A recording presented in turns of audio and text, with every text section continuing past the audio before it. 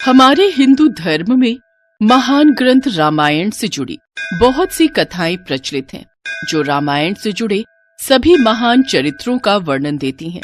सभी कथाएं कोई न कोई महत्व भी दर्शाती हैं और नीति का संदेश भी देती हैं, जिनमें से एक कथा है राम सेतु की। कहा जाता है कि जब लंकापति राजा रावण माता सीता का हरण करके लंका ले गया, तब भगवान श्री राम ने लंका पर चढ़ाई करने के लिए वानर राज सुग्रीव से सहायता ली थी। तब वानर राज सुग्रीव और हनुमान जी सहित सभी वानर सेना ने प्रभु श्री राम का साथ दिया, पर प्रभु श्री राम को लंका पहुंचने के लिए समुद्र को लांघना था।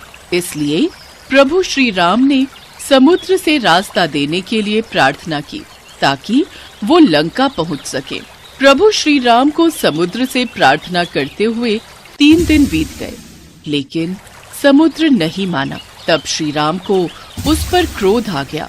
बिना भय के प्रीति नहीं होती। लक्ष्मण, मेरा धनुष लाओ, ताकि मैं अग्नि बाण से इस अहंकारी समुद्र को सुखा दूं। क्योंकि जिस प्रकार माया में फंसे व्यक्ति को ज्ञान की बात सुनाना, अत्यंत लोभी से वैराग्य और क्रोधी से शांति की बातें करना फलदायी नहीं होता, उसी तरह इसके आगे भी प्रार्थना करना व्यर्थ है। जी भैया। श्री राम ने धनुष पर प्रत्यंचा चढ़ाई तो समुद्र भय से कांप गया। पूरी सृष्टि कांपने लगी, स्वर्ग में भी उथल पुथल हो गई। जैसे ही प्रभु श्री राम अग्नि बाण छोड़ने लगते हैं, अचानक घबराकर समुद्र श्री राम के समक्ष प्रकट होता है और क्षमा प्रार्थना करता है। त्राहिमाम, त्राहिमाम, रुकिए प्रभु, रुकिए, मुझे क्षमा कीजिए, मुझे क्षमा कीजिए। प्रभु, 5 तत्वों का जड़ स्वभाव आपने ही बनाया है।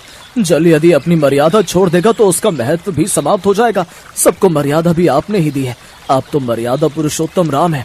मैं तो आपके बताए हुए रास्ते पर ही चल रहा था। अब यह आपके हाथ में है कि आप मुझ पर कृपा करें या फिर मुझे दंड दें। हे रघुवर, आप जैसा कहेंगे मैं वैसा ही करूंगा। आपको बाढ़ चलाने की भी कोई आवश्यकता नहीं है। मैं तो आपकी इच्छा मात्र से ही सूख जाऊंगा और आपको रास्ता दे दूंगा। मैं वो भी करने को तैयार हूं, पर उसमें मेरी मर्यादा भंग होगी। 5 तत्वों आकाश, वायु, अग्नि, जल, पृथ्वी में से यदि किसी एक ने भी अपने स्वभाव को बदला तो उसका महत्व समाप्त हो जाएगा, उसकी मर्यादा भंग हो जाएगी, तो सृष्टि के संतुलन में विकार उत्पन्न हो जाएगा, जिससे इस धरती पर विस्फोट हो जाएगा। प्रभु, यदि आप प्रलय से पहले ही प्रलय लाना चाहते हैं तो आपको अधिकार है, अन्यथा इस ब्रह्मास्त्र से मेरी रक्षा कीजिए। प्रभु श्री राम तो स्वयं ही मर्यादा पुरुषोत्तम है। उन्होंने उस समय समुद्र की विनती को सुना। जब श्री राम ने समुद्र को तात कहकर पुकारा तो लक्ष्मण सहित सभी वानर सेना मुस्कुराने लगी, क्योंकि वे भी जानते थे कि प्रभु श्री राम का हृदय कितना कोमल और दयालु है। क्योंकि उन्हें कभी क्रोध आ भी जाए तो भी वो शांत हो जाते हैं। प्रभु श्री राम समुद्र की इस विनम्र विनती से प्रसन्न हो गए और समुद्र पार करने का उपाय पूछा। हम तुम्हारी मर्यादा भंग नहीं होने देंगे, परंतु कृपया करके हमें समुद्र पार करने का कोई दूसरा उपाय बताएं। आपकी अति कृपा होगी। वानर राज सुग्रीव की सेना में नल और नील नाम के 2 महाप्रतापी महाशक्तिशाली वानर उपस्थित हैं। नल और नील जब छोटे थे तो ऋषि मुनियों को अपनी शरारतों से बहुत परेशान किया करते थे और अक्सर उनकी वस्तुओं को समुद्र में फेंक देते थे। इन दोनों बच्चों से परेशान ऋषि मुनियों ने तंग आकर इन्हें श्राप दिया था कि जो भी वस्तु ये पानी में फेंकेंगे वो नहीं डूबेगी। इसीलिए आज नल और नील को बचपन से मिला श्राप आपके लिए उपयोगी साबित होगा। नल भगवान विश्वकर्मा के पुत्र हैं, इसीलिए नल शिल्प कला में भी निपुण है। आप समुद्र पर सेतु बनाने के लिए इन दोनों की मदद ले सकते हैं। आप इनकी सहायता से समुद्र पर सेतु बांध सकते हैं, क्योंकि इनके द्वारा फेंके गए पत्थर समुद्र में डूबेंगे नहीं, बल्कि ऊपर ही तैरते रहेंगे। आप लंका तक एक सेतु का निर्माण कर सकते हैं, जिस पर चलकर आप लंका तक पहुंच सकते हैं। मैं वचन देता हूं कि उनके द्वारा समुद्र में डाले गए पत्थरों से बने सेतु के निर्माण में मैं खुद भी सहायक रहूंगा। इस प्रकार समुद्र पर सेतु बांधने के लिए 3 लोकों में आपका सुयश गाया जाएगा। हे रत्नाकर, हे सागर, हम तुम पर बहुत प्रसन्न हैं। तुम्हारी उदारता से हम तुम्हारे प्रेम के ऋणी हो गए, परंतु हमारी एक और समस्या का समाधान करो। आज्ञा प्रभु। इसके पश्चात समुद्र ने प्रभु श्री राम से आज्ञा ली और वापस लौट गए। नल और नील की सहायता से समुद्र पर सेतु बांधने का कार्य प्रारंभ होता है। सभी वानर प्रभु श्री राम का नाम लिखकर पत्थर नल और नील को देते और वे दोनों समुद्र में पत्थर जोड़ते जाते। समुद्र ने सेतु को अपने कंधों पर संभाल रखा था। कहा जाता है ये सेतु 100 योजन लंबा और 10 योजन चौड़ा था, पर ये विशाल राम सेतु 5 दिनों में ही बनकर तैयार हो गया। राम सेतु बनाने में सभी ने अपना योगदान दिया, जिसमें एक छोटी सी गिलहरी भी प्रभु श्री राम की भक्ति और सेवा में अपना योगदान दे रही थी।